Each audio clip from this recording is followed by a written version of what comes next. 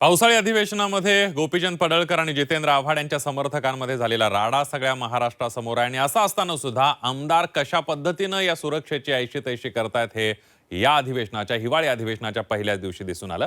तर 17 जुलैला पावसाळी अधिवेशनामध्ये गोपीचंद पडळकर आणि जितेंद्र आव्हाड यांच्या समर्थकांमध्ये हाणामारी झाली होती। पडळकरांचे समर्थक ऋषिकेश टकले आणि आव्हाडांचे समर्थक नितीन देशमुख हे थेट विधिमंडळाच्या लॉबीमध्ये भिडले होते। दरम्यान या प्रकरणी शिस्तभंग समितीकडून त्यांच्या तुरुंगात टाकण्याची शिफारस करण्यात आल्याची माहिती येते। बघूया या संदर्भातला एक सविस्तर रिपोर्ट।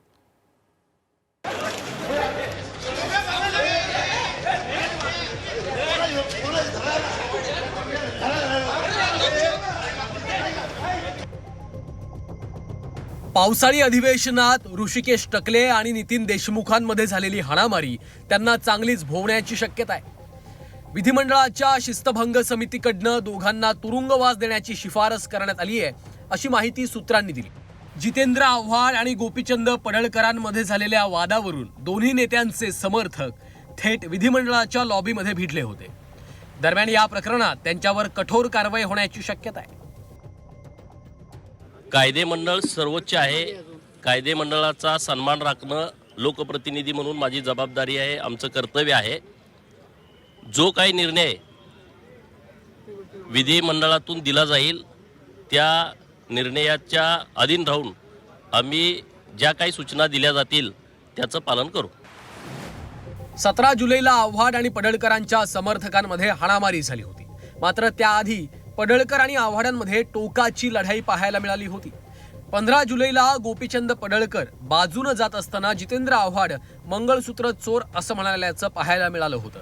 तर दुसऱ्या दिवशी म्हणजेच 16 जुलैला पडळकर आणि आव्हाडांमध्ये विधिमंडळाच्या परिसरात शिवीगाळ झाली आणि त्याच्या दुसऱ्या दिवशी म्हणजेच 17 जुलैला दोन्ही नेत्यांमधल्या वादाचं रूपांतर हाणामारीत झालं।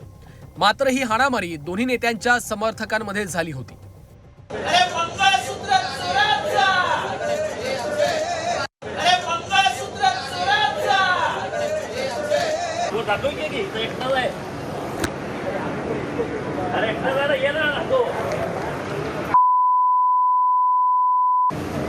एकटाच आहे ना मी यासारखी अशी कुत्री घेऊन फिरत नाही।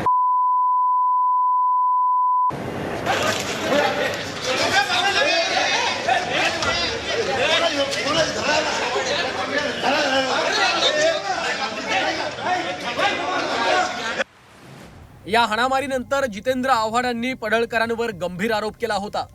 मला मारण्यासाठीच ती लोक आल्याचा दावा आव्हाडांनी केला होता। तर दुसरीकडे झी 24 तासच्या टू द पॉइंट कार्यक्रमात गोपीचंद पडळकरांनी देखील या प्रकरणावर रोखठोक भूमिका मांडली होती। नितीन देशमुखांनी माझ्याकडे वाकड्या नजरेनं बघितलं, त्यामुळे त्यांचा मार खाऊन घेऊ का असा सवाल पडळकरांनी केला होता। भाषण करून बाहेर आलो आणि थोडासा मोकळी हवा खेळायला बाहेर गेलो होतो। हा मालाच मारण्यासाठी आले होते सगळे। म्हणजे विधानसभेमध्ये विधिमंडळाच्या पायऱ्यांवर भवनामध्ये आमदार सुरक्षित नसतील तर कशाला राहायचं आमदार? काय गुन्हा आमचा? कोणीतरी मवाल्यासारखा येतो आमच्या आई बहिणीवर शिव्या देतो, त्याला ऑफिशियल लँग्वेज म्हणून डिक्लेअर करा ना। अनपार्लमेंटरी वर्ड्स वापरले जातात, करून टाका पार्लमेंटरी वर्ड्स आहेत म्हणून। सत्तेचा एवढा मुजोरपणा, सत्तेचा एवढा मान। मी एका कोपऱ्यात उभा आहे, आम्ही निघायला लागलो होतो। आमचे सगळे सहकारी आम्ही निघायला लागलो होतो। आम्ही निघायला लागल्याच्या नंतर एक माणूस येतोय आणि तो माझ्याकडे मध्ये 5-50 माणसं आहेत। तो विधान भवनाच्या या पायरीत जवळ आहे आणि मी विधान भवनाच्या त्या पायरीवर, वरच्या पायरीवर, हा खालच्या पायरी, तिथून आमच्याकडे बघून वाकडं तिकडे बोलतोय। मग तुम्हाला कोणाला वाटलं नाही की बाबा एका महाराष्ट्राच्या विधिमंडळातला विधानसभेचा सदस्य त्याला बाहेरचा माणूस येऊन वाकडं बोलतोय, काहीतरी वेडं बाकडं बोलतोय, तोपर्यंत आम्ही त्याकडे बघितलं पण नव्हतं।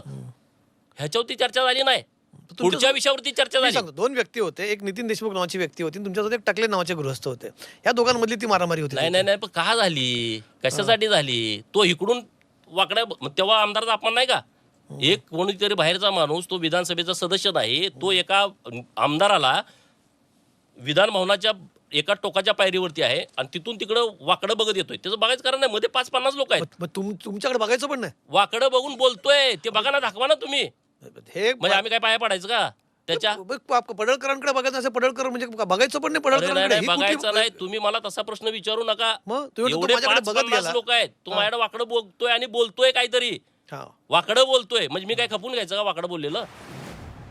दरम्यान या हाणामारीच्या घटनेनंतर महाराष्ट्राच्या राजकीय संस्कृतीला गालबोट लागल्याचं बोललं जात होतं. या प्रकरणाची विधिमंडळाच्या शिस्तभंग समितीनं गांभीर्यानं दखल घेतली.